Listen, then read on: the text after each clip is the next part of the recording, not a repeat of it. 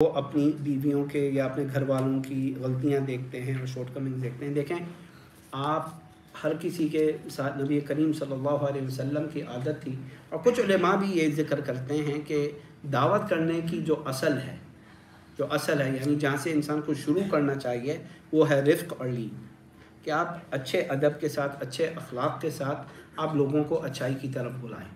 اور یہ بھی پہچان لیں کہ کوئی انسان ایسا نہیں ہے سوائے یہ کہ اس میں خامیاں ہیں, اس میں نقص ہے, اور ہر خامی کو, ہر نقص کو دور نہیں کیا جا سکتا. اس لیے نبی کریم صلی اللہ علیہ وسلم نے ذکر کیا کہ عورت اس لیے کہ وہ کیا ہڈی ہے, پسلی کی طرح ٹیڑھی ہے, تو اسے آپ زیادہ سیدھا کرنے کی کوشش کریں گے وہ ٹوٹ جائے گی. آپ اچھے اخلاق کے ساتھ اپنے گھر والوں کو نصیحت کریں, ٹھیک ہے. اور یہ کلچر بھی آپ کو بنانا ہے. کبھی کبھار ہم کلچر تو ایسا بنا دیتے ہیں کہ عورت کبھی کبھار مجبور ہو جاتی ہے اپنے ایمان کے کمزوری کے وجہ سے, لیکن کلچر ہمارا بنا ہے. آپ انہیں موقع دیں, آپ ان کے ساتھ ٹائم گزاریں, آپ انہیں تعلیم دیں, آپ ان کے ساتھ. نبی کریم صلی اللہ علیہ وسلم کا ایک اور راستہ تھا, آپ صرف برائی سے منع نہیں کریں, برائی کی جگہ آپ کوئی اچھائی بھی بتائیں. برائی کی جگہ آپ کوئی اچھائی بھی بتائیں کہ بھائی یہ اچھا کام نہیں ہے, اس کام کی جگہ ہم یہ کام کرتے ہیں, یہ کام حلال بھی ہے, اس میں آپ کی ضروریات بھی پوری ہو جائیں گی.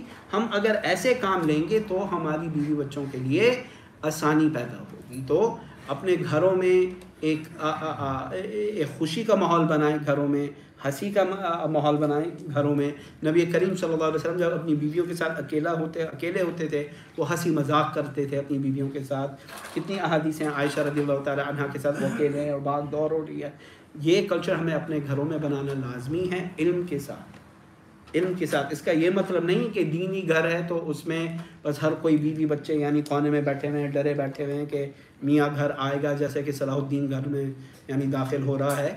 آپ آرام سے ان کے ساتھ پیش آئیں, پیار اور محبت سے ان سے باتیں کریں, اور اچھے اخلاق کے ساتھ آپ انہیں دعویٰ کریں, تاکہ وہ جو ان کے بھی اعمال ہیں اور آپ کے بھی اعمال ہیں. اور یہ میں اپنی بہنوں سے بھی کہنا چاہتا ہوں, ٹھیک ہے, جیسے کہ آپ کو نصیحت کی ضرورت ہے, آپ کے جو خاوند ہیں, آپ کے جو شوہر ہیں, انہیں بھی نصیحت کی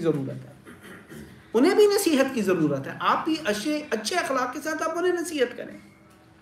لازمی نہیں ہے کہ گھر میں صرف میاں کہہ رہا ہے. بھائی اگر آپ کی میاں میں بھی اگر کوئی خامی ہے, آپ بھی اچھے اخلاق کے ساتھ آپ ان کے سامنے ذکر کریں.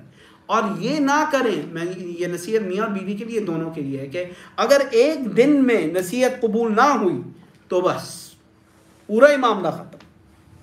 کبھی کبھار آپ کو نصیحت 2 دن 3 دن, کبھی کبھار 1 سال, کبھی کبھار 2 سال, کچھ ایسے اعمال ہیں جو آپ کو نصیحت کرتے رہنا ہوگا.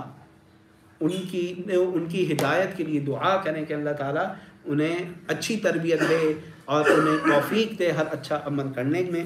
انشاءاللہ تعالیٰ